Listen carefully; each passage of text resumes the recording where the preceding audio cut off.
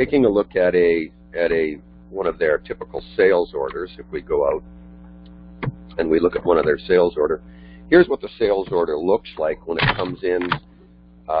This one's being configured by the configurator on the Magento side. It's come through, and in this particular environment, we're actually using the Acumatica configurator as well, and we're seeing the order when it comes through.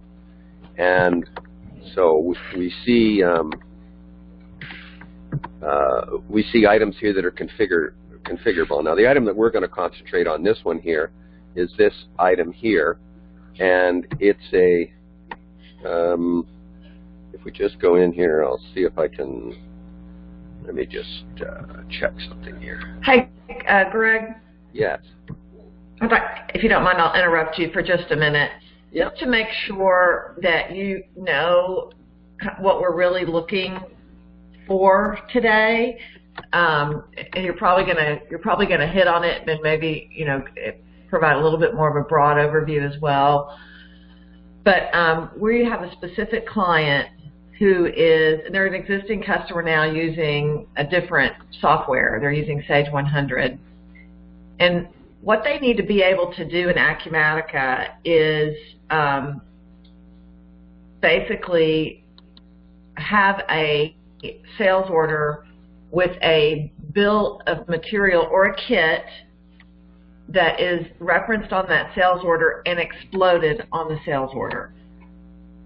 They're basically doing on-demand, kits, and so they're a fertilizer company. Mm-hmm. And so our understanding is we're a fairly new Acumatica partner. We haven't worked with the manufacturing edition. Our understanding is that they really don't need the manufacturing edition to do that. They can do at least part of that anyway.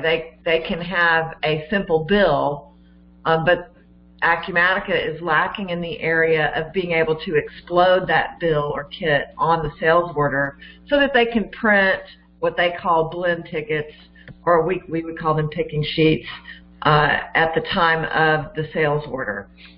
So I just want to give you that context to make sure that you don't, spend a bunch of time telling us about something that doesn't really fit within that framework.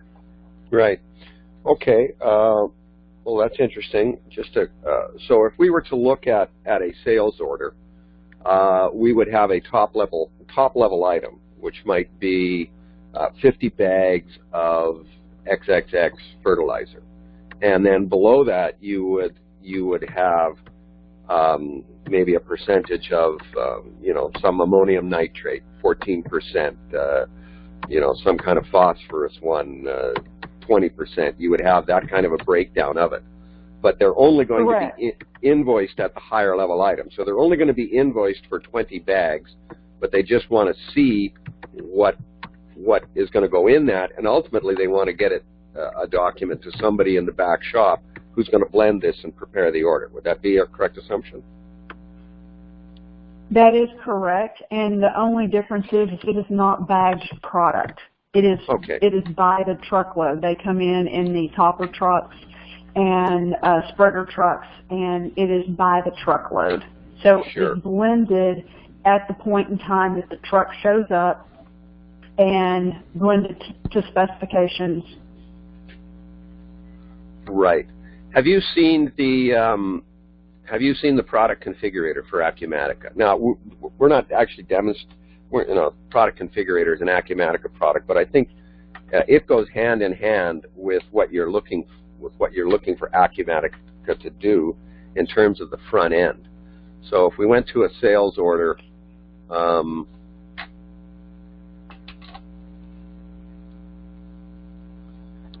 let me just go out to a sales order and find one. And if we look at here's a configurable item. So if we look at that, what would happen is they would put this item in on a sales order. And then they would go, and you're going to be posed this dialog here to create it. Now what you're going to have here is you're going to have your available options, and that might be all of the product that you could use to compose the final mixture. So I'm going to call these sub-assemblies or whatever you need. But you could basically pick those and put the quantities that you want in them, and then you would add and close. And then when you get back, you're going to see this top-level item, and then you're going to see all of the, in this case we only have one, but you see the association between here and here. In their case, they may have 5 sub-level items underneath this, but when they get their invoice, they're only going to be invoiced at this level, not at the sub-assembly level, but they are going to see these items on their invoice.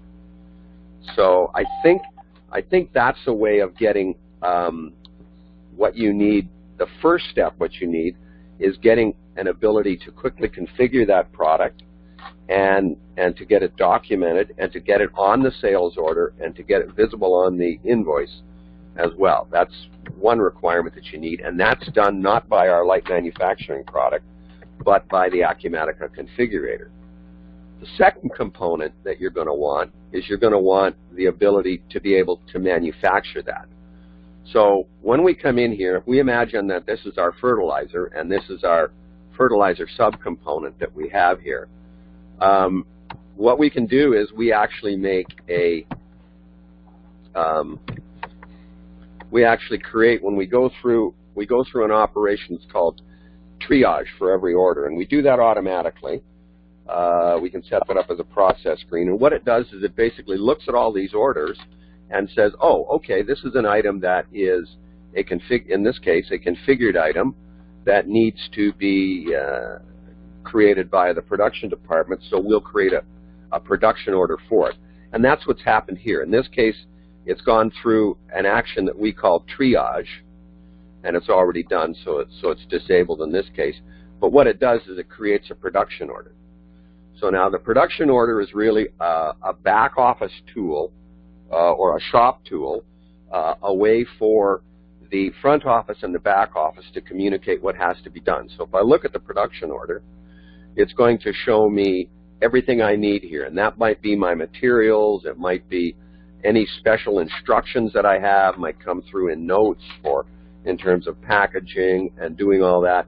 And it would actually, in some cases, you may want to track costs of these orders, so you may want to put a labor component. So in this case, if I imagine, what we might have is we might have 4 or 5 raw materials, which are the different brands of fertilizer that are going to go into the composite mix, and we might actually have some operations here to blend it, potentially down the road to bag it, to do a bunch of things. And then there again, in materials, you might want bags here or pallets, or maybe they want it in big boxes that are lined with plastic, I don't know. But all that potentially could be done here via the configurator and flow right through here.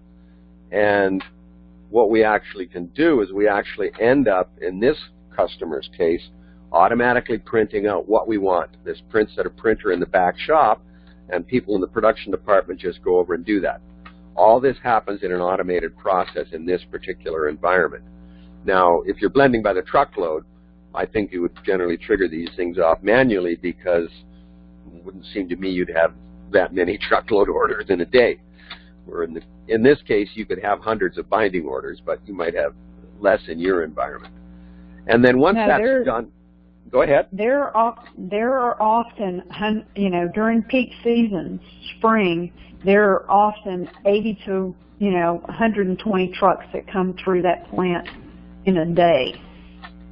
Wow, nice business.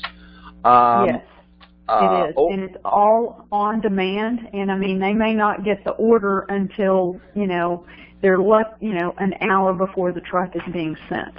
Right. Right. Well, in that case, then maybe some of the features that I spoke about, all this automation that we have, automatically triaging the orders. So you'll automatically triage the order. It'll automatically create production orders. It'll automatically print them in the back shop.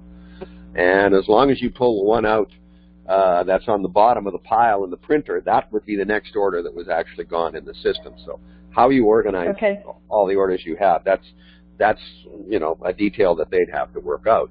But we could definitely handle that. Yeah, and again, what we're talking about is what I'm hearing from you, and maybe I'm misunderstanding, but I'm hearing from you, this is all planning. There is absolutely no planning in this business. They have orders. The truck driver shows up, gives the order number. At that point in time, the blend ticket or pick ticket is printed. As the truck is weighed, empty weight, they pull around. The picking sheet or blend ticket is given to the truck driver. He pulls around to the hopper, and they hand it to the blend master. They blend it. He pulls back around, weighs out, and that's how they're billed. So there's no planning at all. No, we don't. What I'm saying about planning is I've got 100 trucks lined up. Who's next? That's the planning I'm talking about. And the guy who's next is the guy who drives under the hopper and hands a print ticket to the guy running the hopper. That's the planning I'm talking about. No, because it's then the same we're on the same page. Yeah. Because in this environment, I can't. Our customer can't plan who's going to order what from the internet. So it's the same sort of thing. But so my idea would be is that a truck driver stops. He goes in the office. He basically gives his recipe to somebody. Somebody very quickly gets it done, prints a piece of paper, hands it to him. He gets in his truck. He drives around the yard and gets in line to get underneath the hopper. Would that be a fair assumption? Absolutely. Okay. All right. So with that being said, what he would do is he would take this production order. So he would be from the sales department. The sales department would blend it using that configurator I talked about, and that's going to get it composed. Then they're going to go and they're going to print this document, hand it to the truck driver, and then when it gets to the production department, the production department is going to open up that document, and they're going to blend it, and then they're going to do something that they might just go quick complete. And they go, okay, I filled the truck up, quick complete. Okay, now it's done. Now that's going to go out. That's going to complete everything, going to relieve inventory, going to do everything. And that's now going to do all my inventory transactions and everything in the background. And now you can go back to the invoice and you can invoice them. So whether I suspect this is probably all an on-account thing, so they'll just do the invoices another day. But that was a cycle where we had to go through and get everything done. So that would seem to be fairly streamlined to accommodate your needs of what you need. Yes, so I know we went through that kind of quickly. So, because understand, while their scales and everything are fair, when they're mixing these products, sometimes, somebody may have ordered 25 tons of a product, they may get 24.98, they may get 25.2, just based on how it ends up. So when you did this whole quick complete, I'm going to assume that I can put the quantities in there. Absolutely, you can do that. If we go back to another one, if we have another one here that's open, okay, we can actually put in the quantity that we actually used. So we can put in, this would be for the individual items, we can put the quantity we consumed. However, for your case, a customization would probably be right, which would be, we put in the quantity produced here, okay? So if I put in that the guy wanted 1 truckload, and in the end I ended up producing 0.876 of a truckload, okay? So as soon as you save that, what it's going to do is it's going to assume that we could make it so that assume that the blend is right, and it would go through and it would change the inventory quantities. Instead of half a truckload of ammonium nitrate, it would be half a truckload times 0.85 of ammonium nitrate. And instead of ammonium phosphate, instead of being 0.35 of a truckload of ammonium phosphate, it's 0.35 times 0.85. So we could make it do all that so that their inventory would be consistent, and all they would need to do would be to change the quantity produced here, and then complete the orders. This particular customer likes the quick complete, and they quick complete 90% of the time. I would suggest, based on what you've just told me, that this prospect probably wouldn't use the quick complete function. They would instead put the quantity produced, which would be the scale reading, and then they would complete the order. And we might make a small modification here to adjust all of the subcomponent quantities. Okay, so at this point, can I print a bill of lading? So once the truck weighs out, they have to have a bill of lading, and sometimes a packing list, but typically it's just the bill of lading, so that when they go, if they ever have to go through a weigh station on the highway, that they have everything, all the documentation they need. Well, we don't particularly, in light manufacturing, we don't particularly do anything. But if we go back Greg, to this, yeah. Greg, as a suggestion, could the bill of lading be a renamed pick-pack document? So That's in other what words, we do currently. Sure. In other words, right now we create the work order, we complete the work order. In the case of folks that have a warehouse type situation, they then take that completed good and put it into the finished goods warehouse, so that then Acumatica can generate a pick-pack document, and then someone goes picks it out of the warehouse finished goods stock. In this case, you don't need that. You've got the material in the truck, so maybe we affect that step where the pick document / pack document actually becomes the bill of lading. We just rename it, and then the good news there is that when you pick it, that can trigger the invoicing in Acumatica automatically. Yeah, we could do a number of things. I mean, obviously we're spitballing a little bit here, kind of a semi-design session as much as it is a demo, but if we go back to the production order, when we complete the production order, when we complete it, what we could also do is we can hack up one of the documents, maybe even the invoice. We could hack it up and put, wrap it in a bill of lading template and take the info from that. And when you hit complete order here, it would actually potentially print. We could hook in there a requirement to print the bill of lading document right there as soon as you complete the work order.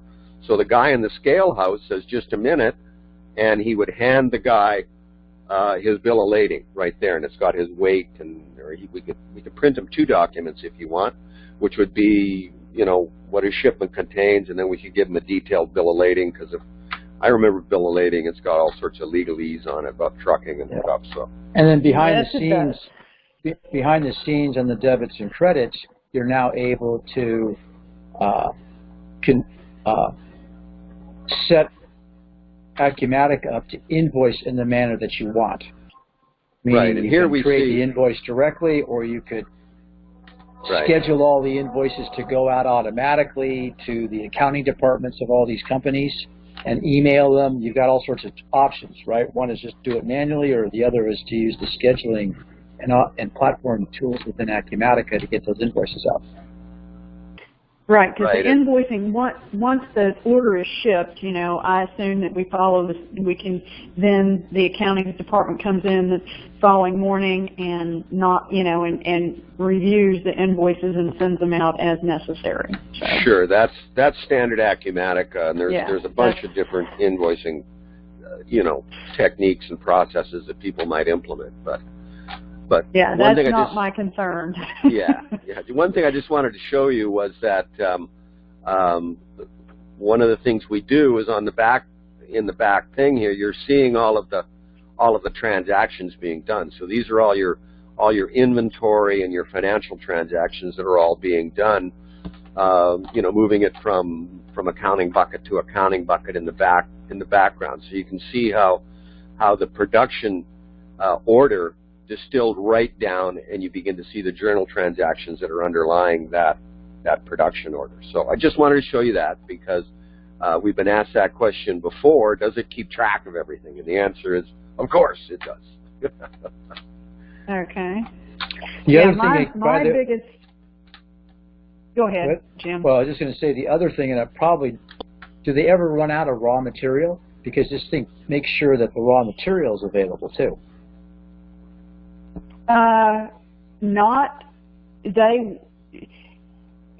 On occasion, it does happen, but usually they have more than enough raw materials during peak season. That's what I figured, but part of what Greg was talking about in terms of triage, first of all, in this case, all they're doing is selling this mixed stuff. They don't sell like off-the-shelf product. Is that true? Well, if they're dry, if they purchase, there are companies that purchase the straight sulfate, but most of the time it's blended with other nutrients and everything. Right. So in other words, if they buy the straight sulfate, is that still the truck shows up and the hopper puts the sulfate in the truck, or do they like buy a bag of sulfate? No, they have their bagged product is very small amounts of their business. Yeah. And when they bag the product, what they do now is they just do production entries and actually produce the bags, which is kind of a standard type process. Got it. It's this particular on-demand blending of the product that trying to make sure that we have minimal steps to accomplish this. Right. So what we were saying is, when we use the term triage, it's really logic. And in your terminology, the logic is, is this a blended product or a bagged product? And if it's a bagged product, Acumatica goes a certain way and generates a pick ticket, and you go grab the bags and you stick them in. If it's 99% of the time it's a blended product, then it'll go through this work order system, generate the production order. Upon filling the box, the truck up, it would create the bill of lading, which behind the scenes is really a packing list. And because it's a packing list, that indicates to Acumatica that the order has been shipped, and because it has indicated Acumatica the order shipped, then all the accounting kicks in terms of being able to generate the invoice. And the benefit of this... Yeah. Excuse me, Greg, but in the middle of all of that, if it's a blended order, the first thing it says is, do I have all the components in stock to create the blended work order? And if the answer is no, it will let you know, hey, I can't do this because I'm out of this, ammonium sulfate stuff. So it does that also. And that's part of when Greg uses the term triage. It walks through the logic that says, is it a bagged order or not? If it's not a bagged order, it's a blended order, do I have all the material or not? If I've got all things ready to go, then I can go through with the process. So it provides that level of control. Yeah, just to recap, we're talking about using two customizations or extensions on Acumatica to accomplish what you want. The product configurator, which gives us the ability to create dynamic recipes, and then the light manufacturing module that we have, which allows you to fulfill those and expedite those through the company. And in order to do that for this particular customer, it sounds like we may want to do a couple of small but significant customizations in order to increase that velocity through the order, so we can do things like hand the truck driver that bill of lading. He doesn't even have to get out of the truck. He's still on the scale when he gets it. So that's what I think we could do. Okay. Okay. So just to recap, I want to walk through that again. This is Kara. So Configurator is the Acumatica module that they need, and then you guys have a light manufacturing solution that we would need to include, and probably a couple of additional customizations that you guys would write. Is that correct? Yes. Yeah. I'm the author, or I'm the developer on the light manufacturing, and so we would probably take our standard light manufacturing and write another small little customization, which would install as another Acumatica customization package. I may be confusing the issue. Don't worry about it. You'd end up with what you want in the end. It's just the way that we do it. And that way we're not changing our core product. We're just extending our core product through another customization. in order to do this bill of lading thing. And we'd have to hack up a report. The easiest way to do, that's the nice thing about Acumatica, you usually steal another report that's got all the data you want on it and then just change what it looks like. That would be a quick and easy one, and it's a 1 or 2 lines of code in order to, when we're at that step where we say we complete an order, the truck driver just says, hold on, and providing the printer hasn't run out of paper, in 30 seconds he'll hand the trucker his bill of lading. So Jolynn, functionally, does this make sense to you? It does make sense to me. Oh. So it definitely makes sense to me. I would the only thing I would like to do is kind of ignoring the configurator. Well, I mean, I understand what you're saying about the configurator, and most of their stuff is standard. They have standard formulas that they use. They have 1 or 2, and a customer will say, hey, I want to blend this differently, but they have standard formulas, so that's all pretty much straight bill of materials. But I would like to just kind of walk through it just for time purposes and understanding the steps involved from the point, okay, the sales order can already be in, but, okay, so the truck driver comes up, and I just kind of want to see all the steps that go on, because we talked about a lot of things and took a couple of detours.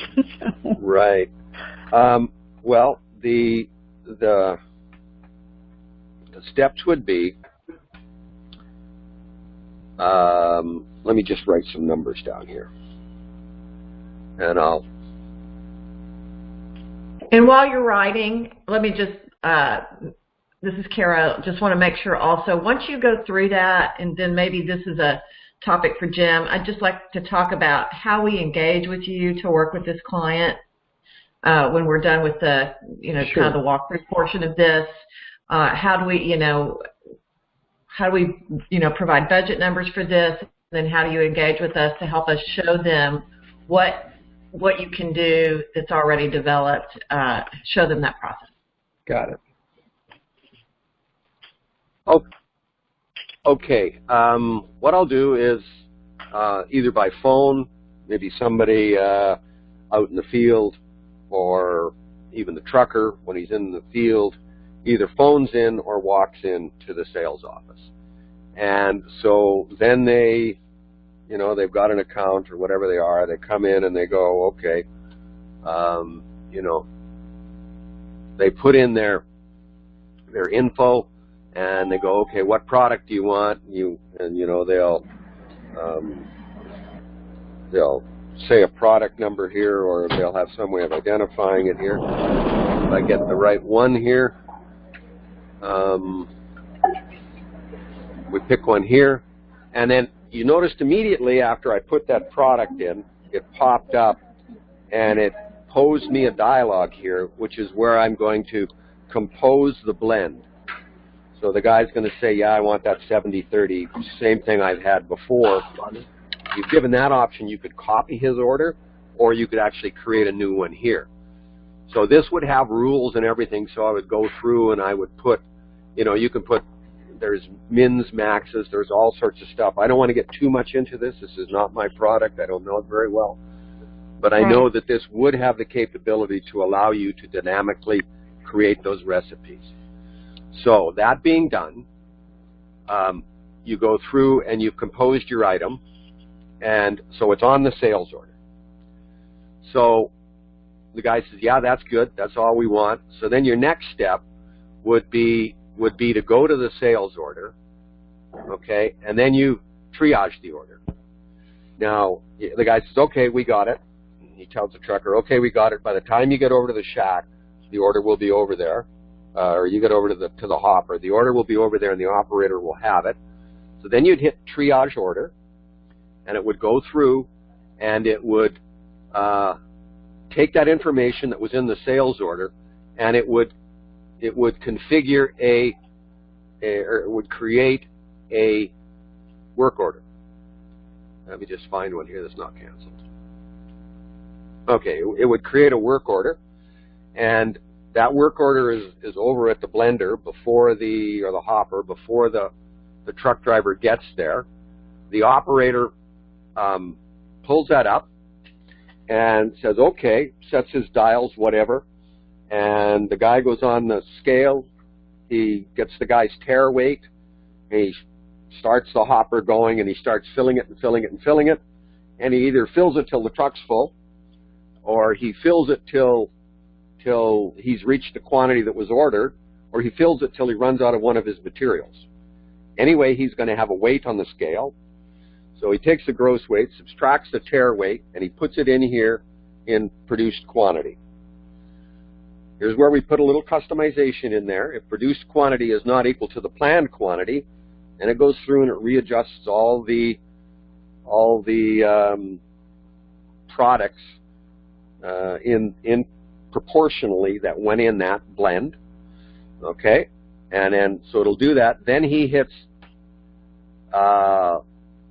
complete the work order.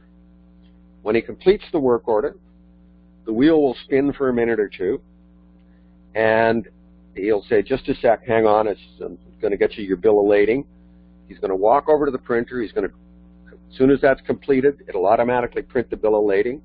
He'll hand that to the truck driver, and he'll say, okay, we'll see you next time. Then that will show up as completed back on the sales order. Now this sales order can actually be invoiced. So in this case, we create for this customer, not for the customer you're dealing with. We create a shipment, but that can just be circumvented, and you go straight to invoicing because the trucker's gone with it. There is no shipping. So as far as Acumatica is concerned, there's no charges for shipping or doing anything. So we could go straight from here to invoice, to preparing the invoice. Now this can be done by the back office staff every morning, and then they can do whatever they need to do. But that's, in my mind, how simple this process could be for your prospect. And I like that. The only caveats to this is there are absolutely no computers in the plant. It is a filthy, filthy, filthy place. So everything is paper. So when they weigh in at the scale house, the actual production blend ticket, picking sheet, whatever you want to call it, is printed, and then the truck driver delivers it to the people that actually put the material together and drop it. Okay, so what we can do is we can change what I was talking about a little bit. What happens is, while that trucker's in the sales office standing at the counter, he'd say, hang on, and the guy would print that production order and hand it. He'd say, okay, take that over to the hopperman. So he'd go over there, the hopperman would do it, and he's got a pen, and he'd write on 73,000 pounds, right? Which is what he wants. He'd say, okay, take that back to the office. So the trucker would drive back over to the office. You'd hear his air brake go on. He'd get out. He'd walk in. He'd hand that piece of paper to the sales counter. The guy'd pull up the sales order, and he'd then say, or he'd pull up the work order, complete it, and then it would automatically print that pick ticket. So, they've got computers in the sales office, and I understand about not having them out in the field. But just by modifying that, the only thing we changed was the scenario is the truck driver had to get out of the truck one more time. But that might be an issue if you know truck drivers. Well, and it's the way they've been doing business, and it's just the way it's been set up, because the scale is actually not where the product is being loaded. So they have to scale in and out regardless. Yeah, so maybe the scaleman has that. I don't know. Maybe he has to go to maybe after the scaleman weighs them, he has to go back to the office. All the computers and everything are in the scale house. Scale house is the one that's printing the blend tickets there, and then they're the ones that are printing the bill of ladings once it's completed, because that's where they weigh in and out. So right, and in order to keep consistent, just a couple of things we can do. People are often resistant to change. Instead of calling it a production order, we could just change the name to blend ticket, and then